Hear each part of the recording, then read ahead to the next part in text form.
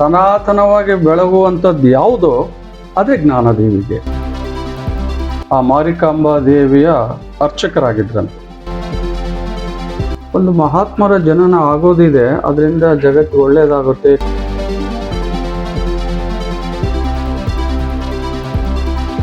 ಯಾವಾಗ ನಿನಗೆ ಗುರುವಿನ ಸಂಘ ಸಿಗುತ್ತೋ ಆಗ ಇದೋಟು ಅರ್ಥ ಆಗುತ್ತೆ. ನೀನು ಪ್ರಬುದ್ಧನಾದಾಗ ನೀನೇ ತಿಳ್ಕೊಳ್ತೀಯ.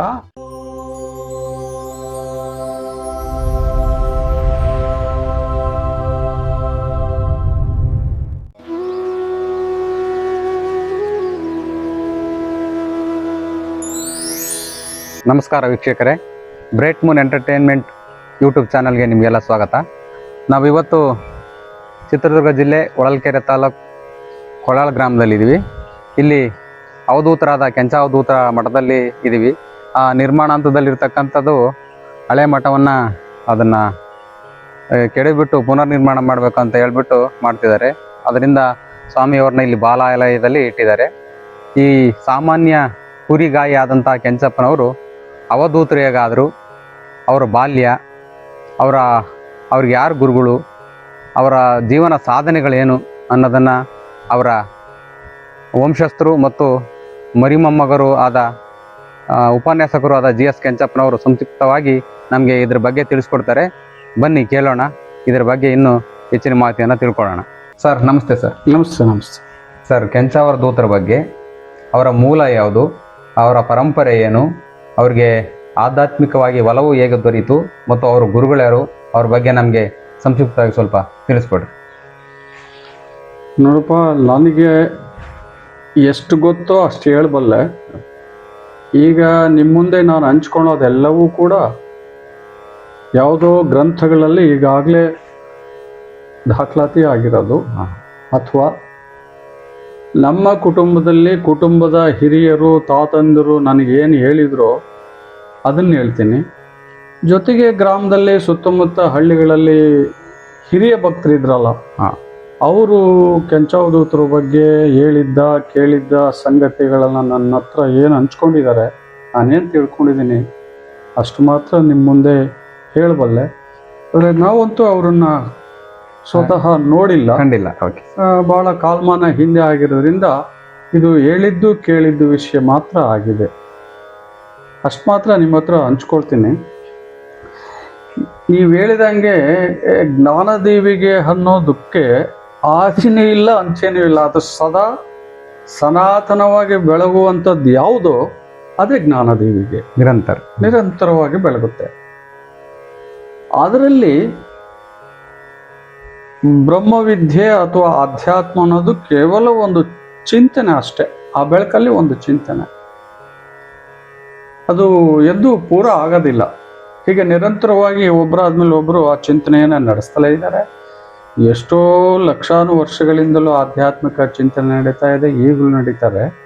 ಇಂಥ ಚಿಂತನೆ ಮಾಡಿ ಆ ವಿಚಾರವನ್ನು ತಮ್ಮ ನಡವಳಿಕೆಯಲ್ಲಿ ಅಂದರೆ ಆಚಾರದೊಳಗೆ ಯಾರು ತಂದುಕೊಂಡ್ರೋ ಅವರು ಈ ನಾಡಿನಲ್ಲಿ ಮಹಾತ್ಮರಾಗಿದ್ದಾರೆ ಅನ್ನೋದು ನಾವೆಲ್ಲ ಕೇಳಲ್ಪಟ್ಟಿದ್ದೇವೆ. ಅಂದರೆ ನಡೆ ಮತ್ತು ನುಡಿಯನ್ನು ಯಾರು ಒಂದು ಮಾಡ್ಕೊಳ್ತಾರೋ ಅವರನ್ನು ನಾವು ಮಹಾತ್ಮರು ಅಂತ ಕರಿತೀವಿ. ಅಂಥ ಮಹಾತ್ಮರು ಈ ಭಾರತ ಪುಣ್ಯ ಭೂಮಿಯಲ್ಲಿ ಬೇಕಾದಷ್ಟು ಜನ ಇದ್ದಾರೆ, ಕರ್ನಾಟಕದಲ್ಲೂ ಇದ್ದಾರೆ. ಅದರಲ್ಲಿ ಕೆಂಚಪ್ಪನವರು ಕೂಡ ಒಬ್ಬರು. ಅವರು, ನೀವೊಂದು ಪ್ರಶ್ನೆ ಕೇಳಿದ್ರಿ ಮೂಲತಃ ಅವರು ಎಲ್ಲಿಯವರು ಅಂತ. ಅವರು ಮೂಲತಃ ಹೇಳ್ಬೇಕು ಅಂದರೆ ಹಿರಿಯೂರು ತಾಲೂಕಲ್ಲಿ ಮಾರಿಕಣಿವೆ ಹತ್ರ ಬರೆಮಗಿರಿ ಅಂತ ಒಂದು ಹಳ್ಳಿ ಬರುತ್ತೆ, ಪುಟ್ಟ ಹಳ್ಳಿ. ಆ ಬರೆಮಗಿರಿಯಲ್ಲಿ ಅವರ ಪೂರ್ವಿಕರು ವಾಸವಾಗಿದ್ರಂತೆ.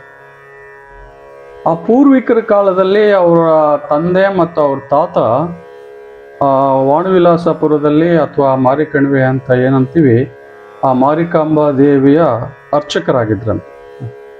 ಆ ಅರ್ಚಕರಾಗಿದ್ರು ಅನ್ನೋದಕ್ಕೆ ತಾಮ್ರ ಶಾಸನಗಳು, ಬೇರೆ ಬೇರೆ ದಾಖಲಾತಿಗಳೆಲ್ಲ ನಮ್ಮ ಹತ್ರ ಇದ್ದಾವೆ. ಅದನ್ನು ಅರ್ಚನೆ ಮಾಡುವಾಗ ಯಾವಾಗಲೂ ಒಂದು ಸಾರಿ ಬರಗಾಲನೋ ಕ್ಷಾಮನ ಬಂದಿತ್ತಂತೆ. ಮೂಲತಃ ಇವರು ಕೃಷಿ ಕುಟುಂಬ. ಯಾರ್ಯಾರು ಕೃಷಿ ಕುಟುಂಬದಲ್ಲಿ ಇರ್ತಾರೆ ಅವರ ಜೊತೆಗೆ ಸಹಕಾರಿಯಾಗಿ ದನ ಕುರಿಗಳನ್ನ ಸಾಕೋದು ಕೂಡ ಇರುತ್ತೆ. ಉಪಕಸುಬು. ಉಪಕಸುಬು. ಹಾ. ಆ ದನ ಕುರಿಗಳನ್ನ ಹೆಚ್ಚಾಗಿ ಸಾಕ್ತಾ ಇದ್ರಂತೆ.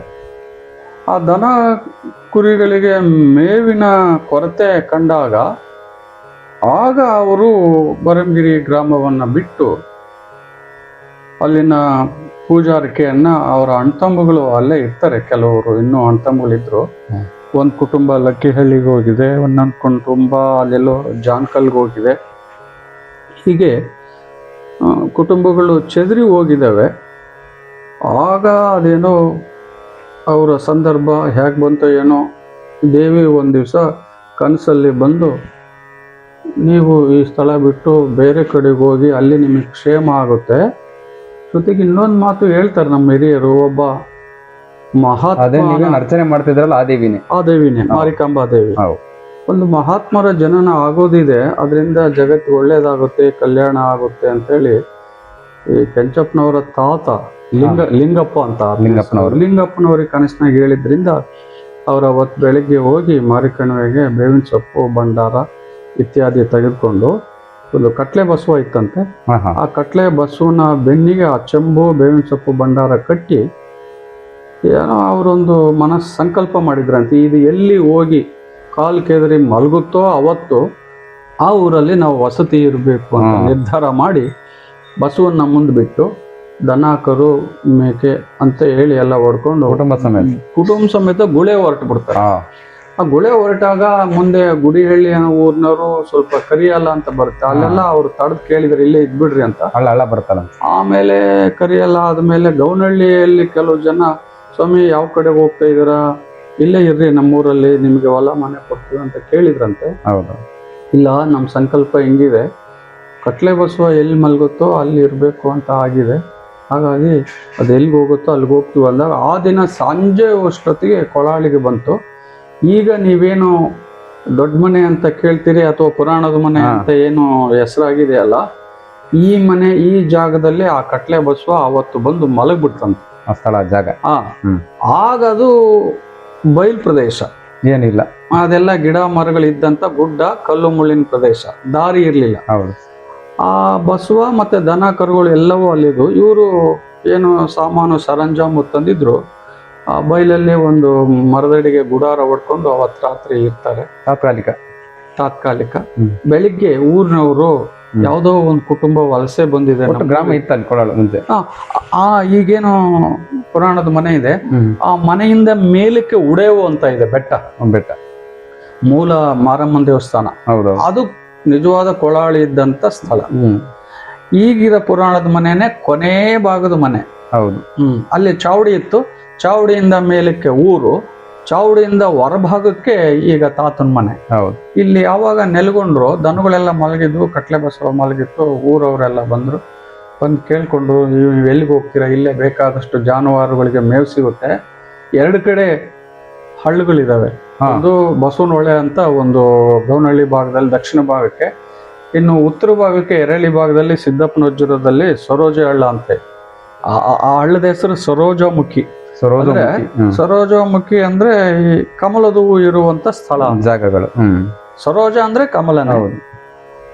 ಆ ಕಮಲದ ಹೂವು ಹೆಚ್ಚಾಗಿ ಆ ಹಳ್ಳದಾಗ ಇದ್ವೇನೋ, ಹಾಗಾಗಿ ಅದನ್ನ ಸರೋಜ ಹಳ್ಳ, ಸರೋಜ ಹಳ್ಳ ಅಂತೇಳಿ ಹೆಸರುವಾಸಿ ಆಯ್ತು.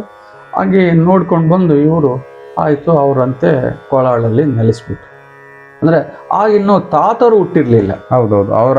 ಅಂದ್ರೆ ತಾತರು ಅಂದ್ರೆ ಕೆಂಚಾವಧೂತರು ಅಂತ ನಾವೇನು ಈಗ ಕೇಂದ್ರ ಬಿಂದುವಾಗಿ ಇಟ್ಕೊಂಡಿದ್ವಿ, ಇವ್ರು ಇನ್ನೂ ಹುಟ್ಟೇ ಇರ್ಲಿಲ್ಲ. ಇವ್ರ ಅಪ್ಪವರು ಮತ್ತೆ ಇವ್ರ ತಾತ ಅವ್ರು ಬಂದವರು. ಆಮೇಲೆ ಇವ್ರ ಅಪ್ಪನಿಗೆ ಬಹಳ ದಿವಸ ಮಕ್ಕಳಾಗಿರ್ಲಿಲ್ಲ ಅಂತೆ. ಆಮೇಲೆ ಮಾರಿಕಣಿವೆಗೆ ಹೋದ್ರಂತೆ, ಮತ್ತೆ ಇಲ್ಲ ಮಕ್ಕಳ ಫಲ ಕೊಡ್ತೀನಿ ಅಂತ ದೇವಿ ಅಪ್ಪಣೆ ಆತಂತೆ, ಹೂವಿನ ಅಪ್ಪಣೆ. ಆಗ ಹಂಗ್ ಬಂದಾದ ಮೇಲೆ ಕೆಂಚಾವಧೂತರು ಈ ಕೊಳಾಳಲ್ಲಿ ದೊಡ್ಡ ಮನೆಯಲ್ಲಿ ಜನನ ಆಗ್ತಾರೆ. ಅಷ್ಟೊತ್ತಿಗೆ ಅವ್ರ ತಾತನವರು ಏಜ್ ಆಗಿತ್ತೇನೋ, ಅವರು ಕಾಯ ಬಿಡ್ತಾರೆ. ಕಾಯ ಬಿಟ್ಟಾದ್ಮೇಲೆ ಇವರು ಕೆಂಚಾವಧೂತರ ಅಪ್ಪರ ಹೆಸರು ಮಾರಪ್ಪ ಚೆನ್ನಮ್ಮ ಅಂತ. ಮಾರಪ್ಪ ಮತ್ತು ಚೆನ್ನಮ್ಮ. ಇವರು ಗೌಡಾಳಿಕೆ ಮಂಟನ, ಬರಂಗಿರಿಯಲ್ಲೂ ಗೌಡಾಳಿಕೆ ಮಂಟನ.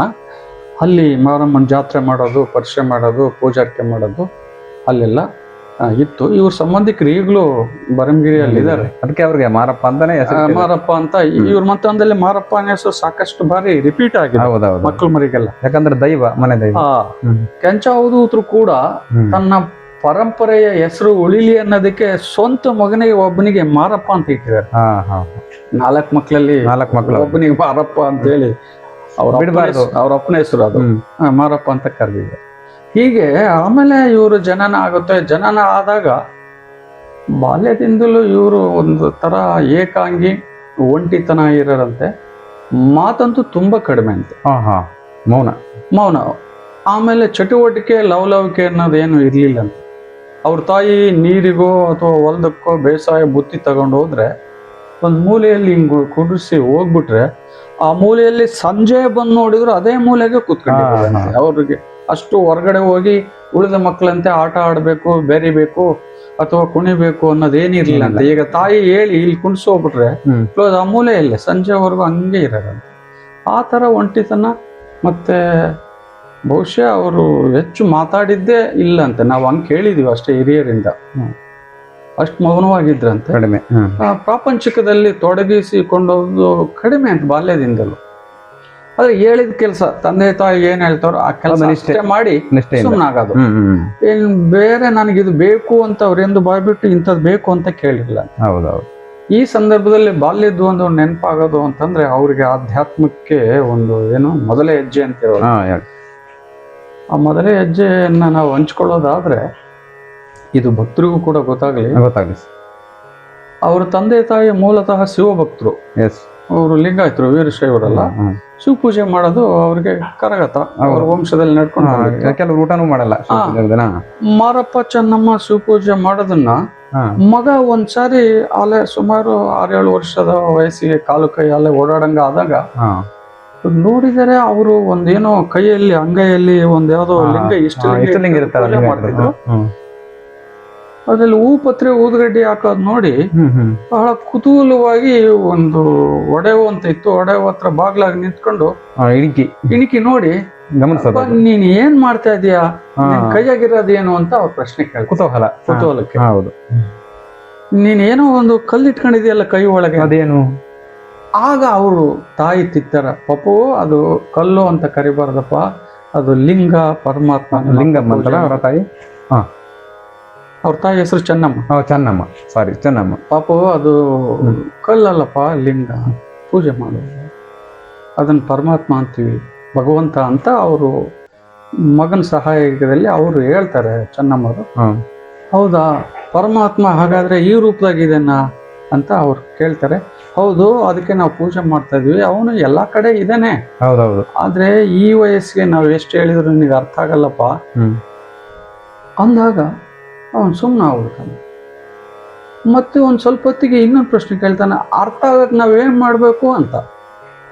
ಆದ್ರೆ ಅವ್ರು ಹೆಂಗೆ ಮೂಲ ಹಿಡ್ಕೊಂಡೆ ಬರ್ತಾರೆ ಅಂದ್ರೆ ಅರ್ಥ ಆಗಕ್ ನಾವೇನ್ ಮಾಡ್ಬೇಕು ಅಂತ ಅವ್ರ ಅಪ್ಪನ್ ಕೇಳಿದಾಗ, ಪುಟ ನಿನಗಿದೆಲ್ಲ ಗೊತ್ತಾಗಲ್ಲ, ವಯಸ್ಸಿನ ಮೇಲೆ ಗೊತ್ತಾಗತ್ತೆ. ಇದು ಪರಮಾತ್ಮ ಅಂತ ನಿನಗೆ ಅರ್ಥ ಆಗ್ಬೇಕಾದ್ರೆ ಗುರು ದರ್ಶನ ಬೇಕು, ಗುರು ಕೃಪೆ ಬೇಕು. ಯಾವಾಗ ನಿನಗೆ ಗುರುವಿನ ಸಂಘ ಸಿಗುತ್ತೋ ಆಗ ಇದೋಟು ಅರ್ಥ ಆಗುತ್ತೆ. ನೀನು ಪ್ರಬುದ್ಧನಾದಾಗ ನೀನೇ ತಿಳ್ಕೊಳ್ತೀಯ.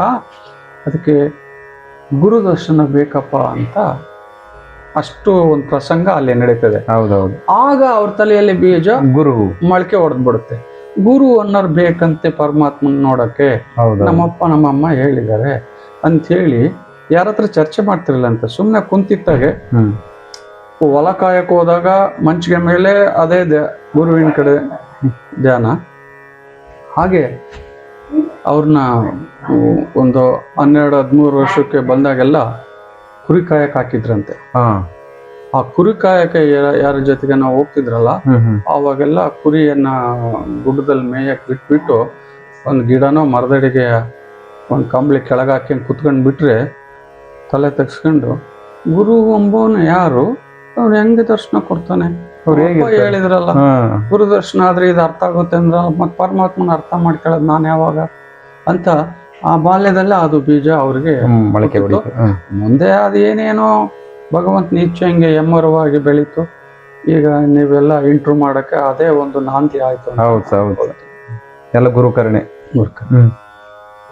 ಅದಾದ್ಮೇಲೆ ಅವರು ಯಾವಾಗ ಕೆಂಚಪ್ಪನವರು ಬಹಳ ವಿಲಕ್ಷಣವಾಗಿದ್ರು, ಮೌನವಾಗಿದ್ರು, ಸಂಸಾರದ ಕಡೆ ಅಥವಾ ಪ್ರಪಂಚದ ಕಡೆ ಒಲವೆಯನ್ನೇ ತೋರಿಸ್ಲಿಲ್ವೋ, ತಂದೆ ತಾಯಿಗೆ ಚಿಂತೆ. ಬೇರೆಯವ್ರ ನೆರೆಹೊರೆಯವರಲ್ಲಿ ನಿಮ್ಮ ಮಗನಿಗೇನೋ ಒಂದು ಸನ್ನಿಪಾತ ಹಿಡ್ದಂಗಿದೆ, ಒಂಥರ ಮೂಕ್ನಂಗಿದಾನೆ, ಎಲ್ಲರೂ ಆಟ ಆಡ್ದಂಗೆ ಆಟ ಆಡಲ್ಲ,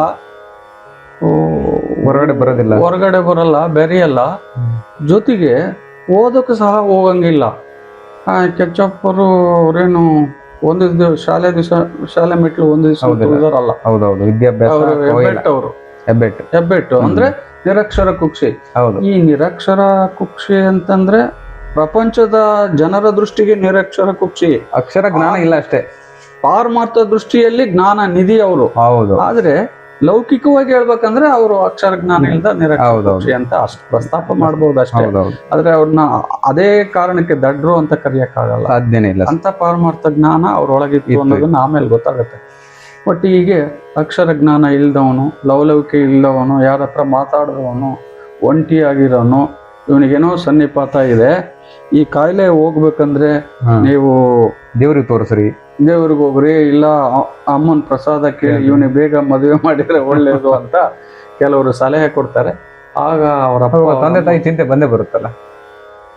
ಈ ಗುರು ಹಿರಿಯರು ಹೇಳಿದ್ಮೇಲೆ ಹುಡುಕ್ತಾರೆ, ಹುಡುಗನ ಚರಿಯೆ ನೋಡಿದ್ರಲ್ಲ ಮಬ್ಬು ಅಂತ. ಹೌದೌದು. ಯಾರು ಹೆಣ್ ಕೊಡೋಕೆ ಮುಂದೆ ಬರೋದಿಲ್ಲ. ಆಗ ಇಲ್ಲಿ ಆಗಲ್ಲ, ನಮ್ಮ ಸಂಬಂಧದಲ್ಲೇ ಹುಡುಕೋಣ ಅಂತ ಹೇಳಿ ಇಲ್ಲೇ ಅವ್ರ ಮೂಲ ಸ್ಥಳ ಬರಂಗಿರಿ ಇತ್ತಲ್ಲ, ಅಲ್ಲಿ ಜಾನ್ ಕಲ್ಲರು ಸಂದಳ್ಳರ್ ಮನೆಯವರು ಅಂತ ಒಂದ್ ಮನೆ ಇರುತ್ತೆ. ಜಾನ್ ಕಲ್ಲರ್ ಅವರು ಆ ಬರಂಗಿರಿಯಾಗೆ ಹೆಣ್ಣು ನೋಡ್ತಾರೆ. ಆ ಹೆಣ್ಮಗಳೇ ಹುಚ್ಚಮ್ಮ ಅಂತ, ಹುಚ್ಚಮ್ಮ ತಾಯಿ. ಆ ಹುಚ್ಚಮ್ಮ ತಾಯಿ ಮನೆ ಹೊಲ ಎಲ್ಲ ಬರಂಗಿರಿಯಾಗೆ. ಅವ್ರ ಮೂಲ ಮನೆ ಈಗಿರೋ ಹೊಸ ಊರಲ್ಲ, ಆ ಬೆಟ್ಟದಲ್ಲಿ ಕೋಟೆ ಇದೆ, ಬರಂಗಿರಿ ಕೋಟೆ. ಆ ಕೋಟೆ ಪಕ್ಕದಲ್ಲಿ ಹೋದ್ರೆ ಅಲ್ಲಿ ಮೂಲ ಮಾರಿಕಣ್ಣ ಗುಡಿ ಇದೆ, ಸಣ್ಣದು. ಆ ಮಾರಿಕಣ್ಣ ಗುಡಿ ಪಕ್ಕದ ಮನೆನೇ ಹುಚ್ಚಮ್ಮರ ತಂದೆ ಮನೆ. ಆ ಹುಚ್ಚಮ್ಮನ ಇವ್ರು ಮದುವೆ ಮಾಡ್ಕೊಳ್ತಾರೆ. ಮದುವೆ ಮಾಡಿದ ಮೇಲೂ ಕೂಡ ಸಂಸಾರದಕ್ಕೇನು ಅವರು ಒಲವು ತೋರಿಸ್ಲಿಲ್ಲ ಅಂತ. ಯಾವಾಗ್ಲೂ ಗುರು ಯಾವಾಗ ಬರ್ತಾನೆ, ಈ ಪರಮಾತ್ಮನ ದರ್ಶನ ಹೆಂಗಾಗುತ್ತೆ, ಗುರು ಕಟಾಕ್ಷ ಅಂದ್ರೆ ಏನು ಅಂತ ಜನಗಳನ್ನ ಕೇಳಾರಲ್ಲ. ಸರ್, ನೀವು ಹೇಳಿದ್ರಿ ಕೆಂಚಪ್ಪನವ್ರನ್ನ ಬರಂಗಿರಿಯಲ್ಲಿ ಅವರ ಸಂಬಂಧಿಕರಲ್ಲೇ ಮದುವೆ ಮಾಡಿದ್ವಿ ಅಂತ. ಅವರ ಕುರುಹುಗಳಿಗೆ ಸಿಗ್ತಾವ ಅವ್ರ ಮನೆ ಇದೆ ಈಗಲೂ ಬರಂಗಿರಿಯಾಗೆ. ಅವ್ರ ಕುರುಹುಗಳು ಇದಾವೆ. ಹುಚ್ಚಮ್ಮನವ್ರ ಮನೆ ಜಾಗ ಅಲ್ಲಿದೆ. ಆಮೇಲೆ ಈಗೇನು ಬರಂಗಿರಿ ಕಟ್ಟಿದಾರಲ್ಲ, ಆ ಊರೆಲ್ಲ ಈಗ ದೇವಸ್ಥಾನ ಮತ್ತೆ ಸ್ಕೂಲು ಅದೆಲ್ಲ ಹುಚ್ಚಮ್ಮವರ ಭೂಮಿ, ಅವರ ವಂಶಸ್ಥರ ಭೂಮಿ. ಅದನ್ನ ಅವ್ರ ವಂಶಿಕರು ಇದ್ದಾರೆ. ಅಂದ್ರೆ ಅಣ್ತಮ್ಮಗಳು ವಂಶಿಕರು ಇದ್ದಾರೆ ಈಗಲೂ. ಇವ್ರು ಒಬ್ಳೆ ಮಗಳು ತಮ್ಮ ಇದ್ರು. ತಮ್ಮನ್ನ ಇಲ್ಲಿ ಕೊಲಾಳಿಗೆ ಕರ್ಕೊಂಡ್ ಬರ್ತಾರೆ. ಅವ್ರ ತಂದೆ ತಾಯಿ ತೀರ್ಕೊಂಡ್ಮೇಲೆ ಈ ಅಮ್ಮ ಅಕ್ಕ ಆಗ್ಬೇಕು, ತಮ್ಮನ್ನ ಇಲ್ಲಿ ಕರ್ಕೊಂಡ್ಬಂದು ಇಟ್ಕೊಂಡಿರುತ್ತೆ, ಪಾಲನೆ ಮಾಡ್ತಿರ್ತಾರೆ. ಆತನ ಹೆಸರು ಈರಣ್ಣ ಅಂತ. ಮುಂದೆ ಈರಣ್ಣನ ಕತೆ ಏನಂತ ಬಂದಾಗ, ತಮ್ಮಂದು ವಿಚಾರ ಬಂದಾಗ ಮಾತಾಡ್ಬೋದು. ಆದ್ರೆ ಈ ಸಂಸಾರವನ್ನ ಇಲ್ಲಿ ಕರ್ಕೊಂಡ್ ಬಂದಾದ ಮೇಲೂ ಅವರು ಅಷ್ಟು ಸಂಸಾರದ ಮೇಲೆ ಮೋಹ ಇಟ್ಕೊಂಡಾರಲ್ಲ ತಾತನವರು. ಹಾಗಾಗಿ ಅವ್ರಿಗೆ ಮದುವೆ ಆದ್ರೂ ತುಂಬಾ ದಿವಸ ತಾತನವ್ರಿಗೆ ಮಕ್ಕಳೇ ಆಗಲ್ಲ. ಹೌದು, ಅದ್ರ ಬಗ್ಗೆ ಒಲವಿಲ್ಲ ಅವ್ರಿಗೆ ಗುರುದೇ. ಆಗ ತಂದೆ ತಾಯಿಗಳು ಮನ್ ದೇವ್ರಿಗೆ ಹೋಗು ಅಥವಾ ಇನ್ನೊಂದು ದೇವ್ರಿಗೆ ಹೋಗು ಅಂತ ಹೇಳಿ ಇವರು ಮೂಲ ಪೂಜೆ ಮಾಡ್ತಕ್ಕಂಥ ದೇವಸ್ಥಾನ ಒಂದಿದೆ. ಎಲ್ಲಿ? ಮತ್ತೋಡಲ್ಲಿ, ಹೊಸದುರ್ಗ ತಾಲೂಕು ಮತ್ತೋಡಲ್ಲಿ. ಅಲ್ಲಿ ಹರಿಹರ ಲಿಂಗೇಶ್ವರ ಅಂತ ಒಂದು ದೇವಸ್ಥಾನ ಇದೆ. ಹರಿಹರ ಲಿಂಗೇಶ್ವರ. ಆ ಹರಿಹರ ಲಿಂಗೇಶ್ವರನ್ನ ಪೂಜೆ ಮಾಡ್ತಿದ್ರು ಇವ್ರು ವಂಶಸ್ಥರು. ಮೂಲ ಫಸ್ಟ್ ಅಲ್ಲಿ ಮಾರಿಕಣಿವೆಗಿಂತ ಮುಂಚೆ. ಹಾಗಾಗಿ ಇವ್ರ ಮಂತನದಲ್ಲಿ ಲಿಂಗಪ್ಪ, ಗೂಳಪ್ಪ, ಬಸಪ್ಪ ಈ ಹೆಸರುಗಳು ಆ ಮೂಲದಿಂದ ಬಂದಿದೆ. ಹರಿಹರ ಲಿಂಗೇಶ್ವರ. ಆ ದೇವಸ್ಥಾನ ಈಗಲೂ ಮತ್ತೋಡಲ್ಲಿದೆ. ಇವ್ರ ಮಂತನದಲ್ಲಿ ಹೊಳೆಯಪ್ಪ ಅಂತಲೂ ಹೆಸರು ಬಂದಿದ್ದಾವೆ. ಕಾರಣ ಏನಂದ್ರೆ ಹರಿಹರ ಲಿಂಗೇಶ್ವರ ಇರೋದು ವೇದಾವತಿ, ಇನ್ನೊಂದು ಎಗಟಿ ನದಿ ಇದೆ, ಎರಡು ಕೂರ್ತವೆ, ಸಂಗಮ ಸ್ಥಳ. ಹೌದೌದು. ಆ ಸಂಗಮ ಸ್ಥಳದ ದಡದಲ್ಲಿ ಹರಿಹರೇಶ್ವರ ಟೆಂಪಲ್ ಇದೆ. ಅದನ್ನ ಅರ್ಚನೆ ಮಾಡ್ತದಿಂದ ಇವ್ರ ಮಕ್ಕಳಿಗೆಲ್ಲ ಒಳೆಯಪ್ಪ ಅಂತಲೂ ಕೆಲವರು ಕರ್ಕೊಂಡಿದ್ದಾರೆ ನೋಡಿ. ಅವ್ರ ಅಣ್ತಮ್ಮಗಳು ಇದರಲ್ಲಿ ವಂಶವೃಕ್ಷದಲ್ಲಿ ಅವೆಲ್ಲ ಬರ್ತಿರ್ತವೆ. ಅಂದ್ರೆ ನಾನು ಹೇಳೋದು ಮತ್ತೋಡಲ್ಲಿ ಆ ಹೊಳೆ ಮೇಲೆ ಇರ್ತಕ್ಕಂಥ ಲಿಂಗೇಶ್ವರನ ಪೂಜೆ ಮಾಡ್ತದ್ರಿಂದ ಲಿಂಗಪ್ಪ ಅವೆಲ್ಲ ಒಳೆಯಪ್ಪ ಮಾರಪ್ಪ ಹೀಗೆ ಹೆಸರುಗಳು ಬಂದು ಹೊಳೆ ಹತ್ತಿರ ಇರೋದ್ರಿಂದ ಹೊಳೆಯಪ್ಪ. ಆ ಮತ್ತೂಡು ದೊರೆ ಅವನ ಹೆಂಡತಿ ಸೀಮಂತ್ ಕಾರ್ಯ ಮಾಡ್ತಾರೆ ಮತ್ತೂಡಿದ್ದಾರೆ. ಆ ದೊರೆ ಹೆಸರು ಹಾಲಪ್ಪ ದೊರೆ ಅಂತ. ಹಾಲಪ್ಪ ದೊರೆ ನಾಯಕರು. ಆದ್ರೆ ಶ್ರೀಶೈಲ ಪೀಠದವರು ಮತ್ತೋಡಿಗೆ ಬಂದು ಉಳ್ಕೊಂಡಾಗ ಇವರು ಲಿಂಗವಂತರಾಗಿ ಮತಾಂತರ ಆಗ್ತಾರೆ. ಅವರು ನಾಯಕ ಮಂತಂದವರು ಹಾಲಪ್ಪ ದೊರೆಯವರು ಲಿಂಗಾಯತ ಧರ್ಮನ ಸ್ವೀಕಾರ ಮಾಡ್ತಾರೆ. ಆ ಸ್ವೀಕಾರ ಮಾಡಿದಾಗ ಹೆಂಡತಿ ಸೀಮಂತ ಕಾರ್ಯ ಸಂದರ್ಭ ಬಂದಾಗ ಒಂದು ತಾಮ್ರ ಶಾಸನ ಹೊರಡಿಸಿದ್ದಾರೆ 1750 ಏನೋ ದೊರೆಗಳು. ಆ ತಾಮ್ರ ಶಾಸನದಲ್ಲಿ ಹರಿಹರ ಲಿಂಗೇಶ್ವರ ಪೂಜೆ ಮಾಡ್ತಕ್ಕಂಥ ಲಿಂಗಪ್ಪನವರು ಇನ್ ಮುಂದೆ ಮಾರಿಕಣಿವೆ ಸ್ಥಳಕ್ಕೆ ಹೋಗಿ ಬರಿಮಗಿರಿಯಲ್ಲಿ ಇದ್ಕೊಂಡು ಅಲ್ಲೊಂದ್ ಸ್ವಲ್ಪ ದೇವರೊಲ ಅಂತ ಪಾಳೆಗಾರರು ರಾಜರಲ್ಲ, ಆ ದೇವರೊಲ ಅನ್ನೋದನ್ನ ಮಾಡ್ಕೊಂಡು ಆ ದೇವರ ಪೂಜೆ ಮಾಡ್ಕೋಬೇಕು. ಮತ್ತೆ ಜಾತ್ರೆ ಬಂದಾಗ ಮತ್ತೋಡಿಗೆ ಬಂದು ರಾಜರ ಮನೆಯಲ್ಲಿ ಒಡವೆ ವಸ್ತ್ರ ಅಮ್ಮನ ಒಡವೆ ಏನೇನಿತ್ತು ಅದೆಲ್ಲ ತಗೊಂಡು ಹೋಗ್ಬೇಕು ಸೈನ್ ಮಾಡಿ ಅಂತ ಒಂದು ಶರ ಆಗಿರುತ್ತೆ. ಅದೇ ಪ್ರಕಾರ ಆಗ ಇನ್ನು ಡ್ಯಾಮ್ ಆಗಿರ್ಲಿಲ್ಲ, ಸುಮ್ನೆ ಹೊಳೆ. ಬೇಸಿಗೆ ಕಾಲದಲ್ಲೇ ನೀವು ಮಾರಿಕಮ್ಮ ಅಮ್ಮದ್ದು ಜಾತ್ರೆ ಬರುತ್ತೆ ನೋಡಿ. ಯಾಕೆ ಅಂದ್ರೆ ಈ ಬರಿಮಗಿರಿಯಿಂದ ಹೊಳೆ ತಡ ಅದು ಗುಡುನೇಲಿ ಕೆರೆ ಮತ್ತೋಡಿಗೆ ಹೋಗೋದು ಸುಲಭ. ಮೊಣಕಾಲುದ್ದ ನೀರಿರೋ ಅಣೆಕಟ್ಟಿಲ್ಲ ಅವಾಗ ನೀರು ನೀರು. ಆಗ ಆ ಟೈಮಲ್ಲಿ ಜಾತ್ರೆ ಇಟ್ಕೊಂಡಿದೆ. ಅಂದ್ರೆ ಈ ಹೊಳೆ ಹೋಗಿ ರಾಜನ ಕರ್ಕೊಂಬರ್ಬೇಕಾಯ್ತಂತ ಮಾಡಕ್ಕೆ. ಅದು ಹೊಳೆ ಇಳಿದ ತಕ್ಷಣ ಅದಕ್ಕೆ ಮಳೆಗಾಲದಲ್ಲಿ ಜಾತ್ರೆ ಇಲ್ಲ. ಅಲ್ಲಿಂದ ಒಡವೆ ವಸ್ತ್ರ ತಂದು ಸೈನ್ ಮಾಡಿ ತಿರ್ಗ ವಾಪಸ್ ಕೊಡಕ್ ಹೋಗೋರು ರಾಜರಿಗೆ. ಯಾರು ಹಾಲಪ್ಪ ದೊರೆ ವ್ಯಾಪ್ತಿಗೆ ಒಳಪಟ್ಟಿತ್ತು. ಒಟ್ಟು ಅವ್ರಿಗೆ 72 ಹಳ್ಳಿಗಳು ಅವರ ವ್ಯಾಪ್ತಿಗೆ ಒಳಪಟ್ಟಿದ್ದಾವೆ. ಇದರ ದಾಖಲಾತಿಗಳೆಲ್ಲ ನಿಮಗೆ ಮೈಸೂರಲ್ಲಿ ಸಿಗ್ತವೆ. ಆಮೇಲೆ ಚಿತ್ರದುರ್ಗದ DC ಆಫೀಸಲ್ಲಿ ಎಲ್ಲ ದಾಖಲಾತಿ ಸಿಗುತ್ತೆ. ನಾವೆಲ್ಲ ಅದೆಲ್ಲ ಮಾಡಿರೋದು. ಆ ಹಳೆ ದಾಖಲಾತಿಗಳು ಅವೆಲ್ಲ ಹಾಲಪ್ಪ ದೊರೆ ಕಾಲದಲ್ಲೇ ನಡೆದಿದೆ. ಅವನೇ ಆವಾಗ ಒಂದು ಆದೇಶ ಮಾಡಿದ್ದಾನೆ, ಅದು ಇದೆ ದಾಖಲಾತಿ.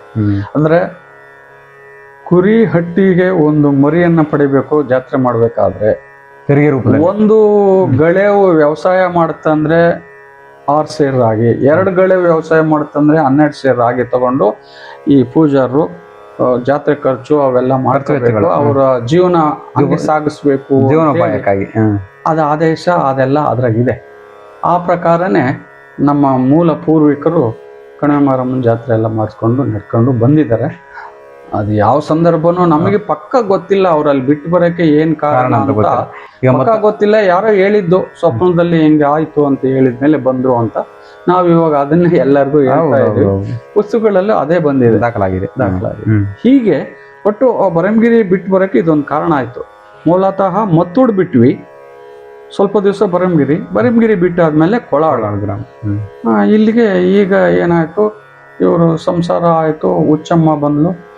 ಆಮೇಲೆ 4 ಜನ ಮಕ್ಕಳಾದ್ರು ಕೆಂಚಪ್ಪನವ್ರಿಗೆ, 2 ಹೆಣ್ಮಕ್ಳಾದ್ರು. ಅಲ್ಲ, ಒಟ್ಟು 5 ಜನ ಗಂಡು ಮಕ್ಳು, 2 ಹೆಣ್ಮಕ್ಳು. ಹೌದಾ?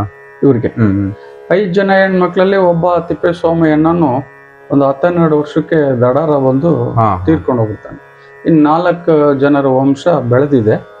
ಆಮೇಲೆ ಒಂದು ಗುಳೆಸಳ್ಳಿ ಕೊಟ್ಟು ಮದುವೆ ಮಾಡಿದ್ದಾರೆ ಹೆಣ್ಮಗಳನ್ನ. ಅಜ್ಜಪ್ಪರ ಮನೆ ಅಂತ, ಗುಳೆಸಳ್ಳಿ ಮಧುರೆಯರ್ ಮನೆ ಅಂತ ಇದಾರೆ ಈಗಲೂ. ಮೊಮ್ಮಕ್ಳು ಮರಿಮಕ್ಳೆಲ್ಲ ಇದಾರೆ.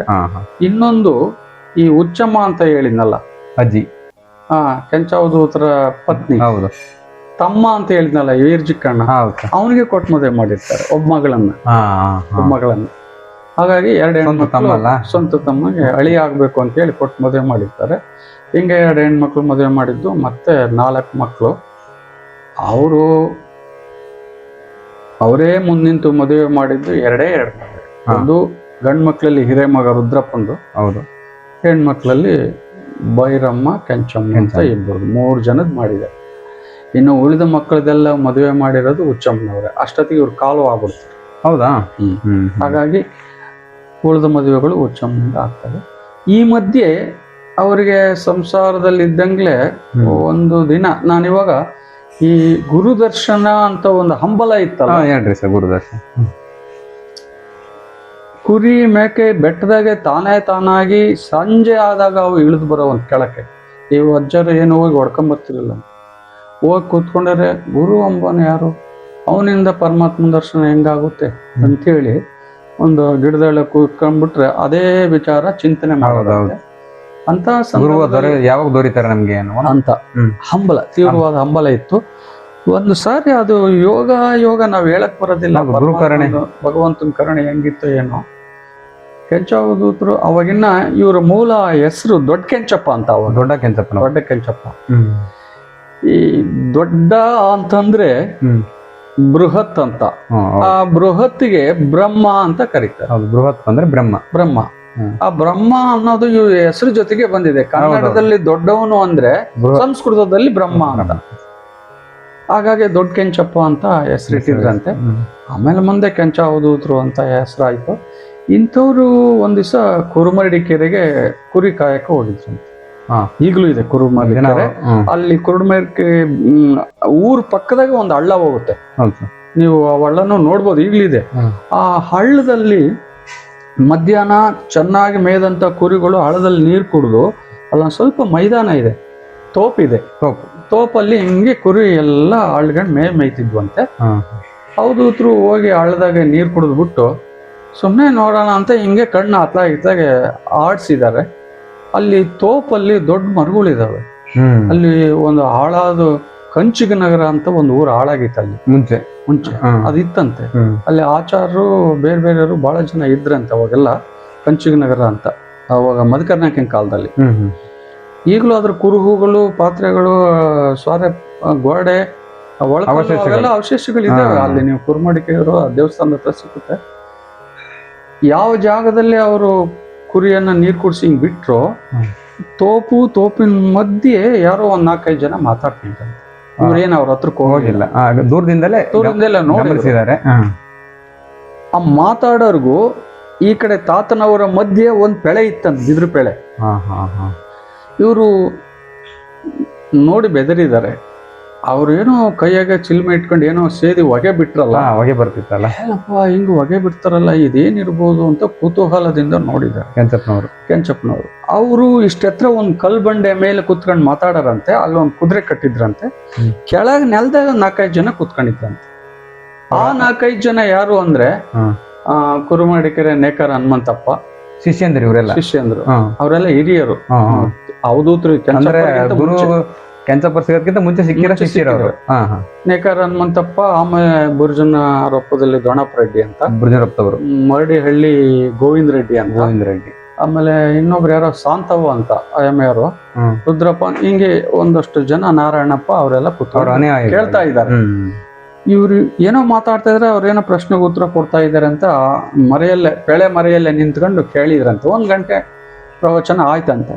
ಪ್ರವಚನ ಆದ್ಮೇಲೆ ಆ ಕಾವಿದಾರಿ ಇದ್ರಲ್ಲ, ಕುದುರೆ ಮೇಲೆ ಬಂದಿದ್ದವರು, ಅವ್ರೊಂದು ಪ್ರಶ್ನೆ ಕೇಳಿದ್ರಂತೆ. ಇದೆಲ್ಲ ನನಗ್ ಬೇರೆಯವ್ರು ಹೇಳಿದ್ದ ಅಷ್ಟೇನೆ, ನಾವೇನ್ ಕಣ್ಣಾರೆ ಕಂಡಿದ್ದಲ್ಲ. ಅವ್ರು ಹೇಳಿದ್ದನ್ನ ಈಗ ಪುಸ್ತಕದಲ್ಲಿ ಶ್ರೀಶೈಲ ಆರಾಧ್ಯರು ಅಂತ ಇತಿಹಾಸ ಸಂಶೋಧಕರು ದಾಖಲೆ ಮಾಡಿದ್ದಾರೆ. ಅದನ್ನ ನಾನು ನಿಮ್ಮ ಮುಂದೆ ಮತ್ತೊಂದ್ಸರಿ ಜೆರಾಕ್ಸ್ ಕಾಪಿ ಹೇಳ್ದಂಗೆ ಹೇಳ್ತಾ ಇದ್ದೀನಿ ಅಷ್ಟೇನೆ. ಆಗ ಅವ್ರು ಕೇಳಿದ್ರಂತೆ, ನೋಡಪ್ಪ, ನಾನು ಬಂದು 1 ವಾರ ಆಯ್ತು, 8 ದಿವಸ ಆಧ್ಯಾತ್ಮ ವಿಚಾರ ಪ್ರವಚನ ನಡೆದೇ ಇದೆ. ಇವತ್ತು ಬ್ರಹ್ಮಸತ್ಯ ಜಗನ್ಮಿಥ್ಯ ಜೀವೋ ಬ್ರಹ್ಮೈಹ ನಾಪರಹ ಅಂತ ವಿಚಾರ ಮಾಡಿದೀವಿ. ಅಂದ್ರೆ ಬ್ರಹ್ಮಸತ್ಯ, ಜಗತ್ತು ಎಂಬುದು ಮಿಥ್ಯ, ಜೀವನು ಪರಬ್ರಹ್ಮವೇ ವಿನಃ ಬೇರೆ ಅಲ್ಲ ಅಂತ ಒಂದು ನಿಶ್ಚಯ ಜ್ಞಾನವನ್ನು ಇವತ್ತು ವಿಚಾರಕ್ಕೆ ಇಟ್ಕೊಂಡಿದ್ವಿ. ಇದೇ 8 ದಿವಸ ಆಗಿದೆ. ಹೌದು. ಈಗ ನೀವೇನು ಕೇಳಿಸ್ಕೊಂಡ್ರಿ ನನ್ನ ಹತ್ರ ಪ್ರವಚನ, ನಿಮಗೆ ತಿಳಿದದ್ದು 2 ಮಾತಾಡ್ರಿ ಅಂದ್ರಂತ ಅವ್ರು. ನಾವು ನಿಮ್ಗೆ ಆ ಗುರುಗಳು ಕಾವಿ ಬಟ್ಟೆರು. ಹೀಗೆ ಯಾರು ಅವಾಗ ಎದ್ದು ಹೇಳಲಿಲ್ಲ ಅಂತ, ಸಮಂಜಸವಾದ ಉತ್ತರ ಕೊಟ್ಟಿಲ್ಲ. ಆ ಕಾಲಕ್ಕೆ ಅಧ್ಯಾತ್ಮ ಅಷ್ಟು ಸುಲಭವಾಗಿ ದೊರೆತಿರ್ಲಿಲ್ಲ. ಇದು ಸಂಸ್ಕೃತ ಭಾಷೆ ಅಲ್ಲ. ಬ್ರಹ್ಮಸತ್ಯ ಜಗನ್ಮಿಥ್ಯೋ ಜೀವೋ ಬ್ರಹ್ಮೈವ ನಾಪರಹ ಅಂತೇಳಿ ಸಂಸ್ಕೃತ ಭಾಷೆ. ಅದನ್ನ ವ್ಯಾಕರಣ ತಿಳ್ಕೊಂಡು ಅದರ ಅರ್ಥ ಹೇಳೋದು ಸ್ವಲ್ಪ ಆ ಕಾಲಕ್ಕೆ ಕಠಿಣ, ವಿದ್ಯಾಭ್ಯಾಸ ಕಡಿಮೆ, ಸ್ಕೂಲ್ ಇರಲಿಲ್ಲ. ಸರಿ, ಯಾರು ಹೇಳ್ದೆ ಇದ್ದಾಗ ಆ ಕಾವಿ ಬಟ್ಟೆಯರಿದ್ರಲ್ಲ ಅವರು ಬೆಳೆ ಒಳಗೆ ಈ ಕೆಂಚೋದ್ರ ಹೊರಗೆ ನಿಂತಿದ್ರಲ್ಲ ಪಾದ ನೋಡಿದ್ರಂತೆ. ಆ ಗುರುಗಳಿಗೆ ಮಾತ್ರ ಅವ್ರ ಪಾದ ಕಂಡಿದ್ದಾವೆ. ಏಯ್ ಬೆಳೆ ಆಚೆಗಿರಾನ ಯಾವನವನು, ಬರ ಇಲ್ಲಿ ಬೈಲಿಗೆ ಬರ ಎದುರಿಗೆ ಅಂದ್ರಂತೆ. ಗುರುಕರಣೆ ಅವ್ರು ನಡಗ್ಬಿಟ್ರಂತೆ. ಅರೆ ನನ್ನ ಯಾವಾಗ ನಾನಂತ ಅವ್ರಿಗೆ ಕಂಡಿಲ್ಲ, ಬೆಳೆ ಇದೆ ಅಡ್ಡ. ಹೌದು, ನಾನು ಹೆಂಗ್ ನೋಡ್ಕೊಂಡ್ರು ಅವರು, ಬರ ಇಲ್ಲಿ ಎದುರಿಗೆ ಅಂತ ಕರೀತಾರಲ್ಲ. ಆವಾಗ ಇವರು ನಡುತ್ತಲೇ ಭಯ ಅವರು ಒಂದ್ಸರಿ ಇದು ಸಿಲ್ಮೆ ಗಾಂಜಾ ಎಳೆದು ಬಿಟ್ಟು, ಏನಪ್ಪ ಈಗ ನಾನು ನೋಡ್ತಾ ಇದ್ದೀನಿ, ನೀನು ಸುಮಾರು ಹೊತ್ತು ಬೆಳೆ ಹಿಂದೆ ನಿಂತ್ಕೊಂಡು ಕೇಳಿಸ್ಕೊಂಡಿದ್ಯಾ, ನಾನು ಏನು ಮಾತಾಡಿದೆ 1 ಗಂಟೆ, ಅದ್ರಲ್ಲಿ ನಿನಗೆ ತಿಳಿದದ್ದು 2 ಮಾತು ಆಡ ಇಲ್ಲಿ ನೋಡೋಣ ಅಂದ್ರಂತೆ. ಅವಾಗ ಇವರು ಪ್ರಪ್ರಥಮ ಬಾರಿಗೆ ಕಾವಿ ಬಟ್ಟೆ ನೋಡಿರೋದು, ಪ್ರಪ್ರಥಮ ಬಾರಿಗೆ ಹಿಂದ್ಗಡೆ ಕುದುರೆ ಇರೋದು ನೋಡಿರೋದು, ಪ್ರಪ್ರಥಮ ಬಾರಿಗೆ ರುದ್ರಾಕ್ಷಿ ಸರ, ಕಮಂಡಲ, ಆಮೇಲೆ ಅದು ಏಕದಂಡ, ಗುರು ತೇಜಸ್, ಇಷ್ಟೆಲ್ಲ ತೇಜಸ್ಸು ನೋಡಿದ್ರಲ್ಲ. ಇವ್ರಿಗೆ ಒಂಥರ ಭಯ ಆಗಿ ಅಡ್ಬಿದ್ರಂತ. ಅವ್ರು ಅಡ್ಬಿದ್ದು, ಸ್ವಾಮಿ ನಾನೇನು ತಿಳಿದವನಲ್ಲ, ಆದರೆ ನಿಮ್ಮ ಆಜ್ಞೆ ಆಗಿದೆ ಅಂದರೆ ಏನು ಕೇಳಿಸ್ಕೊಂಡು ಸ್ಮರಣೆಯಲ್ಲಿ ಏನು ಬರುತ್ತೋ ಅಷ್ಟೇ 2 ಮಾತಾಡ್ತೀನಿ, ಅದಕ್ಕೆ ಅನುಮತಿ ಕೊಡ್ಬೇಕಂದ್ರೆ ನೀನು ತಿಳಿದಿದ್ದು ಹೇಳಯ್ಯ ಅಂದ್ರಂತ ಗುರುಗಳ ಕರುಣೆ. ಆವಾಗ ಸ್ವಾಮಿ ಬ್ರಹ್ಮವೊಂದೇ ಪರಮ ಸತ್ಯ, ತೋರುವ ಈ ಜಗತ್ತೆಲ್ಲವೂ ಮಿಥ್ಯ ಅಂದ್ರೆ ಸುಳ್ಳು ಹುಸಿ, ಜೀವನು ಬ್ರಹ್ಮನ ಆಗಬಲ್ಲ ಅನ್ನೋ ಸಾಧ್ಯತೆ ಇದೆ. ಸಾಧಿಸಿದ್ರೆ ಜೀವನ ಬ್ರಹ್ಮನ ಆಗೋದಕ್ಕೆ ಸಾಧ್ಯತೆ ಇದೆ ಅನ್ನಂತ ನನಗೆ ಕೇಳಿಸ್ಕೊಂಡಿದ್ದನ್ನು ಅಷ್ಟು ಮಾತು ನೆನಪಾಗುತ್ತೆ ಸ್ವಾಮಿ. ಆವಾಗ ಅವರು ಕರೆದು ಬೆನ್ನ ಮೇಲೆ ಕೈ ಹಾಕ್ತಾರೆ. ಪರವಾಗಿಲ್ಲ, ಇದನ್ನ ನೀನು ಹೇಳೋದಕ್ಕೆ ಇಷ್ಟು ಜನ ನೀವು 8 ದಿವಸ ಕೇಳಿದ್ರು ಹೇಳೋಕ್ಕಾಗಲಿಲ್ಲ. ಅವನು ಇವತ್ತು ಬೆಳೆ ಆ ಕಡೆ ನಿಂತು ಕೇಳಿಸಿದಾನೆ, ಆದರೆ ನಾನು ಬಳಸಿದ ವಾಕ್ಯ ಕರೆಕ್ಟಾಗಿ ಉಚ್ಚಾರ ಮಾಡ್ತಾನಲ್ಲ, ಅವನದು ಏಕಾಗ್ರತೆ ಹೆಂಗಿದೆ ಅಂದ್ರಂತೆ. ಅಂದ್ರೆ ಶ್ರವಣ ಶಕ್ತಿ ಇತ್ತಲ್ಲ, ಕೇಳಿಸ್ಕೊಳ್ಳೋದು, ಅಷ್ಟ್ರ ಮಟ್ಟಿಗೆ ಮನಸ್ಸು ನಿಂತಿತ್ತಂತೆ. ಹೌದೌದು, ಬಹಳ ಮುಖ್ಯ ಅದು ಶ್ರವಣ. ಅಷ್ಟು ಗುರಿ ಇಟ್ಟು ಕೇಳಿದ್ರಂತೆ ತಾತನವರು. ಆವಾಗ ನೀನು ಯಾವ್ರನ್ನು, ನಿನ್ನ ಹೆಸರೇನು ಅಂದ್ರಂತೆ. ಸ್ವಾಮಿ ನನ್ನನ್ನು ದೊಡ್ಡ ಕೆಂಚ ಅಂತಾರೆ, ನಮ್ದು ಇಲ್ಲೇ ಕೊಳಾಳು, 5-6 ಮೈಲಿ ದೂರದನು. ಮತ್ತೇನು ಓದಿದ್ಯಾ ಅಂದ್ರೆ, ಇಲ್ಲ ಸ್ವಾಮಿ ನಾನು ಹೆಬ್ಬೆಟ್ಟು ಅಕ್ಷರ ಬಲ್ಲನಲ್ಲ, ನನಗೆ ವಿದ್ಯೆ ಗೊತ್ತಿಲ್ಲ, ಹಂಗಾಗಿ ನನ್ನೆಲ್ಲ ಕೆಲವರು ದಡ್ಡ ಅಂತಾರೆ, ದೊಡ್ಡ ಕೆಂಚಪ್ಪ ಅನ್ನೋ ಬದಲು ದೊಡ್ಡ ಕೆಂಚಪ್ಪ ಅಂತಲೂ ಕರೀತಾರೆ. ಹಿಂಗೆ ಸ್ವಾಮಿ ನಾನು ಕುರಿಕಾಯನು, ನನಗೇನು ಗೊತ್ತಿಲ್ಲ. ಅಲ್ಲೋ ಹಾಗಾದರೆ ನೀನು ಆಧ್ಯಾತ್ಮ ವಿದ್ಯೆ ತಿಳಿಯೋಕ್ಕೆ ಇಚ್ಛೆ ಐತೇನೋ? ಸ್ವಾಮಿ ನನಗೆ ಕಾಯ್ತಾ ಇದ್ದೆ. ಆಗ ಅವ್ರ ಅಪ್ಪಂದು ಹೇಳ್ತಾರೆ, ಗುರುದರ್ಶನ ಆದರೆ ನೀನು ಪರಮಾತ್ಮನ ಕಾಣ್ಬೋದು ಅಂತ ಹೇಳಿದರು. ಆದರೆ ಆ ಗುರು ಅನ್ನೋರು ಯಾರು ಅಂತ ನನಗೆ ಗೊತ್ತಿರಲಿಲ್ಲ. ಸಂದರ್ಭ ಏನು ಯೋಗ ನೀವು ಸಿಕ್ಕಿದ್ರಿ, ನೀವು ಈ ಮಗನ ಹೊಟ್ಟೆಗೆ ಹಾಕ್ಕೊಂಡ್ರಿ ಅಂತ ಇನ್ನೊಂದ್ಸರಿ ಕೈ ಮುಗಿರುತ್ತೆ, ಶರಣಾಗತ್ರ ಆದ್ರಂತ. ಆಗ ಗುರುಗಳ ಪರಿಚಯ ಕುರುಮಡಿಕೆರೆ ಆಯಿತು ಅಂತ ಕೇಳಿ ಆ ಜಾಗದಲ್ಲಿ ಆಮೇಲೆ ಸರಿ ಭೇಟಿಯಾದರು, ಸರಿ ಏನೇನಾಯಿತು. ಆಗ ಅವರು ನೆಕ್ಸ್ಟ್ ಟೈಮ್ ಬಂದಾಗ ಪರಿಚಯ ಹೇಳಿದ್ರಂತೆ, ನೋಡಪ್ಪ ನನ್ನ ಹೆಸರು ರುದ್ರಮುನಿ ಶಿವಾಚಾರ್ಯ ದೇಶಿಕೇಂದ್ರ ಅಂತ, ನಮ್ಮದು ಮೂಲ ಸ್ಥಳ ಕಾಳಘಟ್ಟ. ಈ ಕಾಳಘಟ್ಟ ಅನ್ನೋದು ಹಂಪೆ ಸೀಮೆತಾಗಿ ಬರುತ್ತೆ. ಹಂಪೆಗೆ ಈ ಪಶ್ಚಿಮಕ್ಕೆ 4 ಕಿಲೋಮೀಟ್ರು, ಅಲ್ಲಿ ನಾಗೇನಹಳ್ಳಿ ಅಂತ ಊರು ಬರುತ್ತೆ, ಅಲ್ಲಿ ನಮ್ಮ ಊರಿದೆ. ನಾನು ಅವ್ರ ಮಠ ಇದೆಯಾ ಅಲ್ಲಿ ಮಠ ಮಾಡಿ ತಂಗಿದ್ದೀನಿ. ನೋಡೋಣ ಯೋಗ ಬಂದರೆ ನೀನು ಆ ಕಡೆ ಬರುವಂತೆ ಅಂಥೇಳಿ ಅವ್ರೇನು ಹೇಳಲಿಲ್ಲ. ಅಷ್ಟು ಹೇಳಿ ಆಯಿತು ಇದನ್ನೆಲ್ಲ ಮನನ ಮಾಡ್ರಿ, ನೀವು ತಿಳ್ಕೊಳ್ರಿ ಅಂಥೇಳಿ ಕುದುರೆ ಮೇಲೆ ಹತ್ತಿ ಅವರು ಕಾಳಗಟ್ಟ ಕೆಂಚಪ್ಪನವ್ರಿಗೆ ಗುರು ದರ್ಶನ ಅಷ್ಟೇ ದರ್ಶನ ಆಗುತ್ತೆ, ಬೇರೆ ಏನು ಹೇಳಲ್ಲ. ಕುದುರೆ ಮೇಲೆ ಹತ್ತಿ ಪ್ರಯಾಣ ಹೊರಟ್ರಂತೆ. ಇವರೆಲ್ಲ ಬೀಳ್ಕೊಟ್ರಂತೆ, ಯಾರು ಅಲ್ಲಿದ್ದ ಶಿಷ್ಯಂದ್ರೆ 4-5 ಜನ. ಆಮೇಲೆ ತಾತನವರು ಊರ್ ಕಡೆ ಹೊರಟ್ರಂತೆ.